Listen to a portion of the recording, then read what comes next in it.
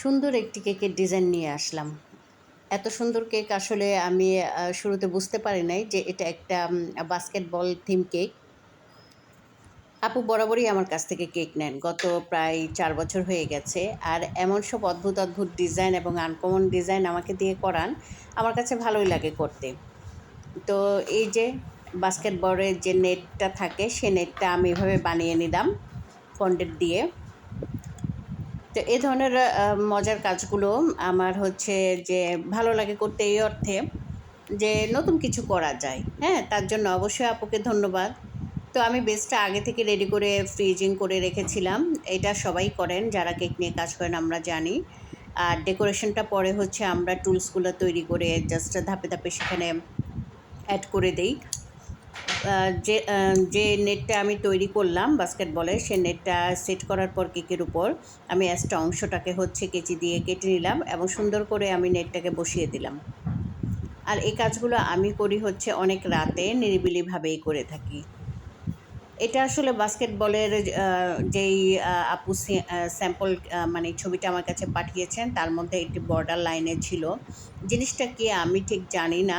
এভাবে ছিল ছবির মধ্যে, সো আমি এভাবে একটি দড়ির মতো অনেকটা লাল রঙের তৈরি করে কেকের যে পাশটাতে ছিল ছবিতে নেটের, ঠিক সে পাশটাকে আমি বসিয়ে নিলাম সুন্দর করে।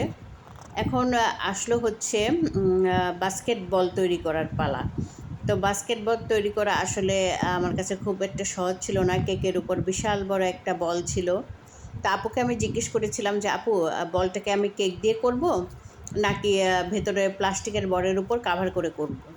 তো আপু বললেন যে, কেক না, আপনি হচ্ছে যে প্লাস্টিক বলের উপর কাভার করেই বলটা তৈরি করেন।" তো প্লাস্টিকের একটা বল বাজার থেকে কিনে আনলাম।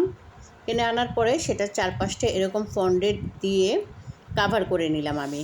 কাভার করে যে মানে বলের দড়ি থাকে কালো রঙের, আসলে যারা বাস্কেটবল খেলেন বা দেখেন তারা খুব ভালো বুঝবেন। আমি ছবির হুবহু করার চেষ্টা করেছি। তো সেভাবে কালো ফন্ডেন্ট দিয়ে আমি বলটাকে ডিজাইন করে নিচ্ছি। যেরকম দেখতে দেখায় অনেকটা সেরকমই। তো বলটাকে হচ্ছে যে এভাবে মানে করা ছিল, ছবির হুবহুটাই আমি তুলে ধরার চেষ্টা করেছি আপনাদের সামনে। তো সাইড দিয়েও একটু হচ্ছে ডিজাইন ছিল, সেটা করার পরে আমি হচ্ছে অরেঞ্জ কালার, ফুড কালার দিয়ে আমি হচ্ছে এভাবে একটু ডিজাইন করে দিলাম, তাতে সুন্দর লাগলো। একদম পারফেক্ট হুবহু ছবির মতো তৈরি হয়ে গেল। আর এই তো কেকের উপরে হ্যাপি বার্থডে যে নামটা ছিল, স্যাম্পল কপির নাম না, আপু অর্ডার দিয়েছেন ওনার মেয়ের জন্য, তো সেই নামটা আমি বসিয়ে দিলাম। তো আশা রাখি আপনারা মানে কেমন হয়েছে আমাকে জানাবেন, জানাতে ভুলবেন না।